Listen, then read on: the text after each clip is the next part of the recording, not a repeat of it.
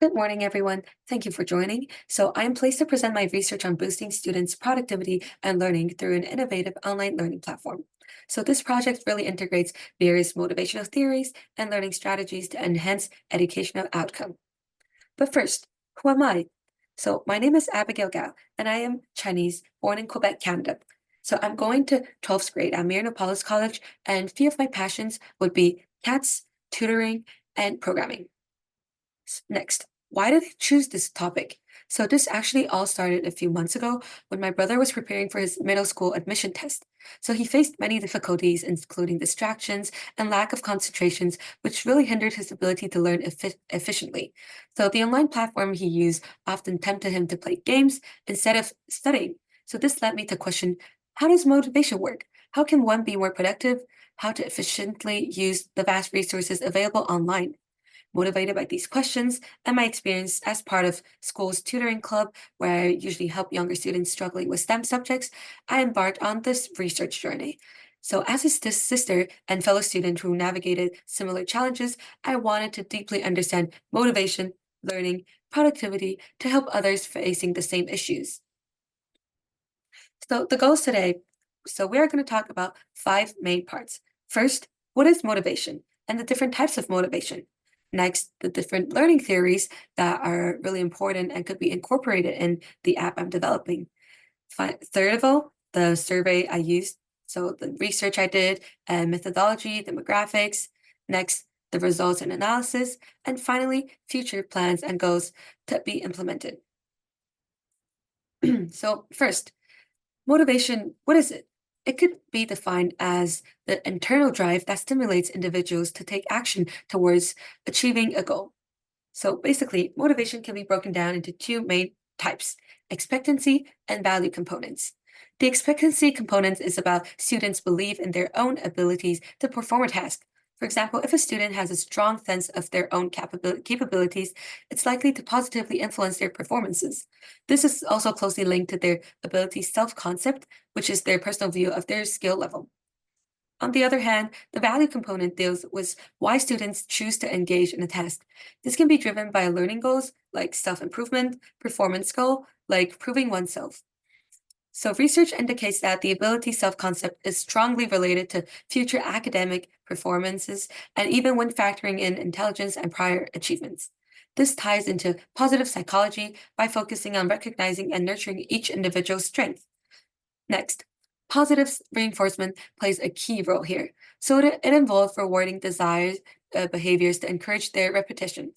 One effective way to apply this is through consistent encouragement and recognition of even small achievements. Just as Virginia H. Pierce once said, positive reinforcement changes behavior for the better, while criticism stabilizes negative behaviors and blocks change. To support this mindset, our app will use notification system to send encouraging messages and celebrate milestones through the semester. Additionally, a daily check-in system paired with end-game rewards will help keep users motivated. Breaking down challenging goals into smaller tasks and setting deadlines will also aid them in making progress feel more attainable.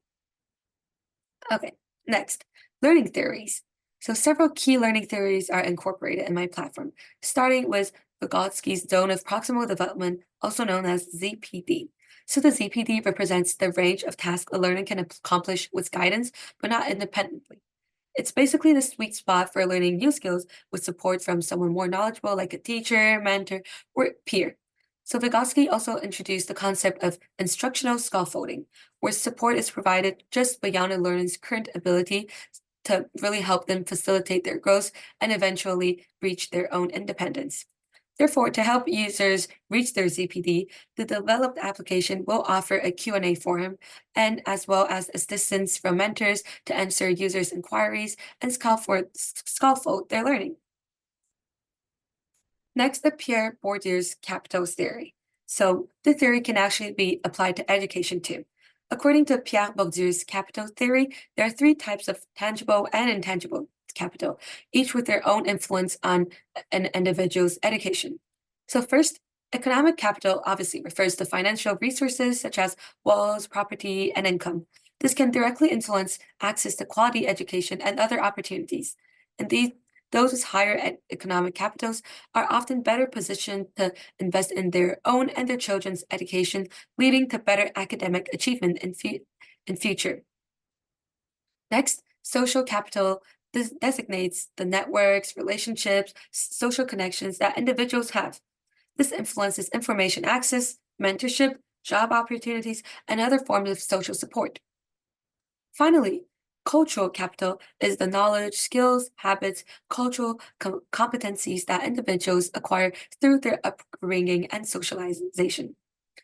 So, to solve these inequalities that could result from these three factors, my application will provide financial aid for students, have mentorship and peer share their resources, notebooks, experiences in order to really create a tight, needed community. Now, moving on to survey.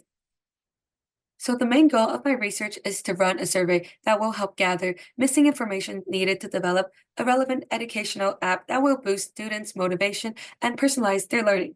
So I really want to go beyond existing theories and get real-world insight to ensure that the app truly meets the demands of users by understanding what they really need and what they value. So the survey has four main sections: demographic, talking about their age, gender, if they have internet access or no, previous e-learning experiences, the in-game functionalities, and design preferences. So the survey was distributed via Google Form and WeChat, a Chinese social media platform, to ensure a broad reach and accessibility. It was also shared via personal network and email list to ensure a wider audience. Obviously, the survey response stays absolutely anonymous and are only used for research purpose. To protect participants' privacy, no personally identifiable information was collected at all. So, to engage a larger group, I also used snowball sampling and invited adults to consent to future surveys. Participants also had the chance to try out, will have the chance, to try out our beta version to educational app and let their children take part in surveys. I wish really to foster an ongoing participation and collaboration with the participants to make sure that all their needs are met effectively. Now, starting with demographics, I received responses from 75 participants, primarily parents or guardians of children in early and middle adolescence. So, yes, I consulted adults about an app designated for children, which could be kind of like a limitation, but this decision was made after several considerations. First, adults are the one purchasing or subscribing to educational tools, so they need to understand the app before even giving it to their kids. Plus, having gone through their own education, adults bring valuable insights to what works for kids. They know what can keep their kids and children engaged and what they need to learn efficiently. Finally, dealing with online child consent is really complex. By involving adults, I was able to navigate these issues more thoughtfully, ensuring these apps are safe and the survey respects their privacy and still provide great educational use in the future. So the participants were mostly from China, Canada, and the US, and most of them had access to internet, really emphasizing the potential for technology-based education solutions.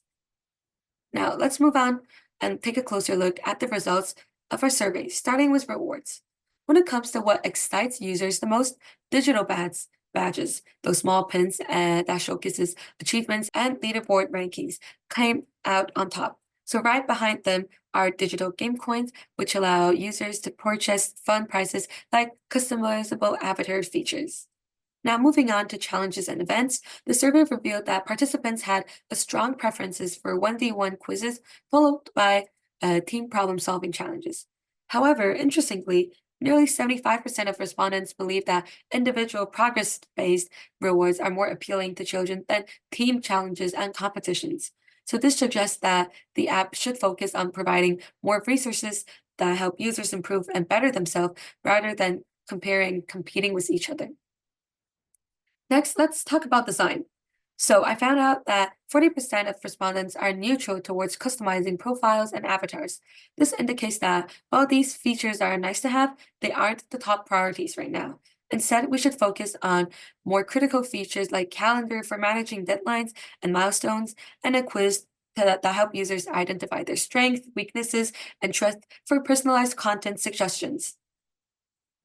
Next up, for motivation features, 53% part of the participants really valued the idea of daily check-in features. This would offer small rewards like badge achievements or in-game coins, which seem to be a great motivator to sign in and keep their work on track. Plus, there's a strong interest in the ability to connect with other friends and mentor directly through the app. Finally, note sharing features was also very appreciated and a great way to foster collaboration and peer support.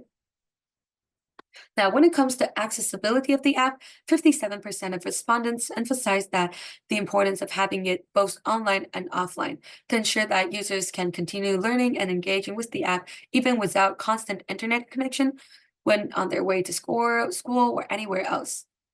Finally, one additional features that came up in the survey is the ability to review errors. Participants suggest that this could significantly enhance the app's overall functionality and the learning experience by allowing users to learn from their mistakes and improve skills over time.